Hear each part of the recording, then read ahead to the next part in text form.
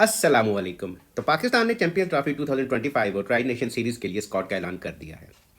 इस स्क्वाड की खास बात यह है कि इसमें एक जेन्युइन ओपनर है, फ़खर जमान।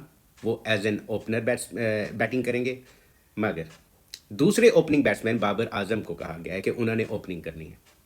यहाँ पे एक फैक्ट हमें याद रखना चाहिए कि बाबर ने इससे पहले वनडे में 2 बार ओपनिंग की है और दोनों मैचेस में उनके 26 रन हैं 13 की एवरेज से। जबकि मिडिल ऑर्डर पे बाबर आजम ने एक रनों का अंबार लगाया हुआ है। 5,000 से ज़्यादा रन वनडे में बाबर आजम के हैं। T20 में तो बाबर करते रहे हैं ओपनिंग, लेकिन T20 की ओपनिंग और वनडे की ओपनिंग एक अलग चीज़ है।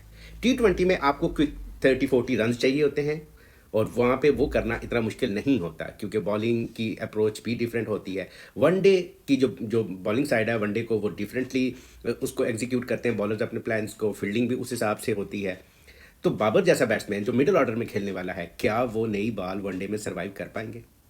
ये क्वेश्चन है।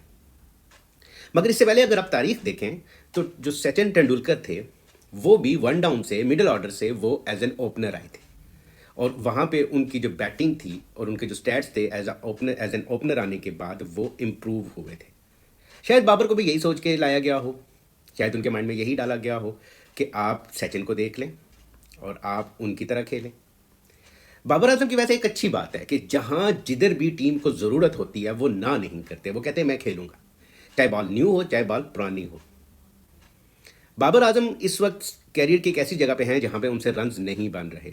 अगर वो चैंपियंस ट्रॉफी में फेल होते हैं तो उनके लिए मुश्किलात बढ़ जाएंगी। एक ऐसे वक्त में एक ऐसे प्लेयर का मुश्किल जगह पे जाके खेलने का फैसला ये साबित करता है कि वो प्लेयर बड़ा है।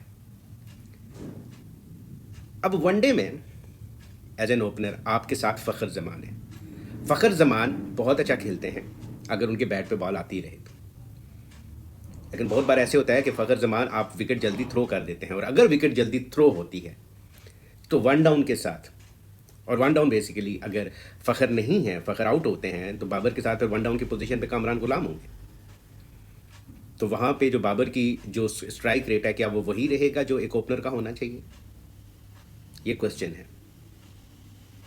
मगर क्या अगर हम बाबर की जगह पे बाबर को मिडिल ऑर्डर में रखते और उनकी जगह पे एक जेन्युइन ओपनर लेके आ जाते तो इसमें मुज़ायका क्या था? मतलब इसमें क्या गलत बात थी? आपके पास ओपनर्स तो हैं। अब्दुल्ला शफीक, मान लिया कि साउथ अफ्रीका में अब्दुल्ला शफीक फेल हुए हैं, बट क्या हमने वो उस बच्चे के ऊपर या उस लड़के के ऊपर जितना कॉन्फिडेंस रखा होता वो सारा छोड़ दिया? हम ये मान चुके हैं कि अब्दुल्ला शफीक अब खेल ही नहीं सकता। मेरे ख्याल में इस वक्त पाकिस्तानी टीम में बाबर आजम, अब्दुल्ला शफीक और सलमान अली आगा के अलावा मुझे कोई बैट्समैन नज़र नहीं आता है जो टेक्निकली स्ट्रांग बैट्समैन हो। हाँ, रन बन जाना किसी के बैट से वो एक अलग बात है, 50 लग जाना, 100 लग जाना, बट जो प्रॉपर बैट्समैन है मुझे ये 3 ही लगते हैं इस वक्त पाकिस्तानी साइड में।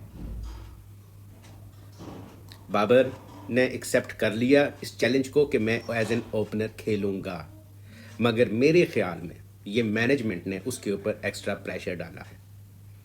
एक ऐसे प्लेयर के ऊपर प्रेशर डाला है जो ऑलरेडी अपने रन्स की सर्च में है। वो एक इनिंग्स चाहता है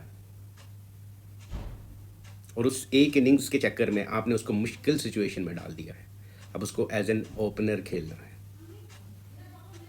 दिल कहता है कि बाबर इस पोजीशन पे खेल लेगा, मगर अगर हम स्टैट्स को सामने रखें, फैक्ट्स को सामने रखें तो ये मुश्किल है। लेकिन अगर बाबर ये कर जाते हैं तो फिर हमें मानना पड़ेगा कि वो पाकिस्तान की तारीख का सबसे बेहतरीन बैट्समैन है। तो मैं भी दुआ करता हूँ, आप भी दुआ कीजिए बाबर आजम के लिए। मुश्किल चैलेंज उन्होंने एक्सेप्ट किया है, अल्लाह उनको इसके में सुरखरू करे। इंशाल्लाह मिलते हैं आपसे अगली वीडियो में, तब तक अल्लाह हाफिज़, जज़ाकल्लाह खैर।